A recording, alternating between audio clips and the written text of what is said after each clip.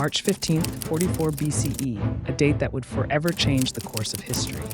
The Ides of March wasn't just any day in Rome. It was the day the mighty Julius Caesar met his tragic end. But why was the most powerful man in Rome brutally murdered by his closest friends?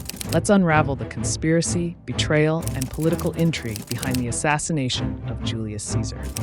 To understand why Caesar was assassinated, we must first understand how he rose to power.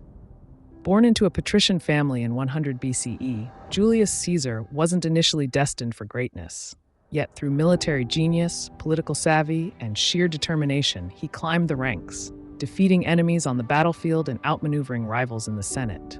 His most famous act? Crossing the Rubicon in 49 BCE, a direct challenge to the Senate's authority. This daring move led to a civil war, which Caesar won, making him the unrivaled ruler of Rome. But absolute power comes with a price. While Caesar's victories brought him immense power, they also sowed the seeds of his downfall. The Roman Republic had a deep-rooted fear of kings and tyranny, and with Caesar accumulating titles like dictator for life, many in the Senate began to see him as a threat to the Republic's very existence. Among the disgruntled senators were some of Caesar's closest allies, men like Brutus, who was rumored to be his illegitimate son, and Cassius, a seasoned military commander. They believed that assassinating Caesar was the only way to save Rome from tyranny.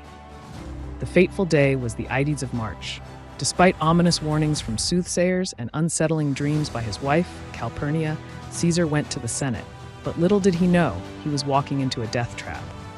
As Caesar entered the theater of Pompey, where the Senate was meeting, the conspirators struck.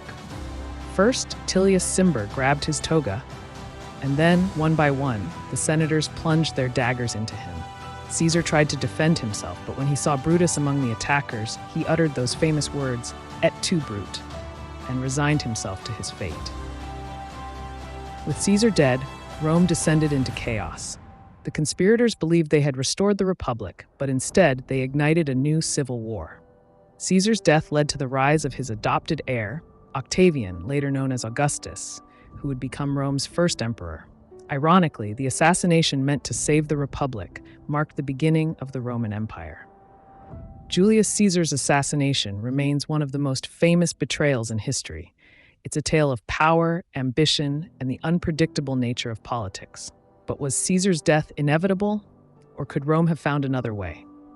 Historians have debated the motives and consequences of Caesar's assassination for centuries.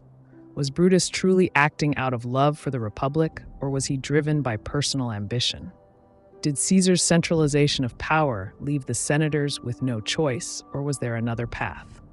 Some argue that Caesar's assassination was the last stand of the Roman Republic, while others believe it was a futile attempt to stop the inevitable rise of autocracy. The truth? It might lie somewhere in between.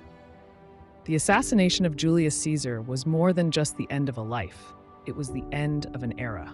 It marked the fall of the Roman Republic and the dawn of the Roman Empire, a shift that would shape the course of Western civilization for centuries to come. So, what do you think?